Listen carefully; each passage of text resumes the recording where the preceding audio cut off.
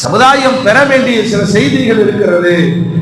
பெருமானார் ஸல்லல்லாஹு அலைஹி வஸல்லம் தன்னுடைய வாழ்க்கையிலே 2 கட்ட வாழ்வை அனுபவித்திருக்கிறார்கள். ஒன்று மக்காவினுடைய தௌஹீதின் பிரச்சாரம்.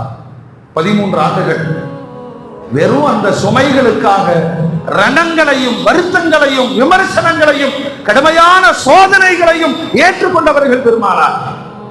அப்படி ஏற்றுக்கொண்ட காலகட்டத்திலே பெருமானாரின் குடும்பம் நிலை குலையாமல் உடன் இருந்தது. அதான் நம்ம கவனிக்கணும். ஏன் குடும்பம் பின்பற்ற தகுந்த குடும்பம் என்று பெருமானார் சொல்லுவார்கள் என்றால் அந்த குடும்பத்தினுடைய நிலை என்ன? உங்களால நாங்களும் கஷ்டப்படுறோமே அப்படிங்கிற வார்த்தையெல்லாம் அங்க வரல. இன்பத்தோடு ஏற்றுக்கொண்டார்கள். பொழுது பெருமானாருடைய நடவடிக்கைகள் முழுக்க முழுக்க ஆன்மீக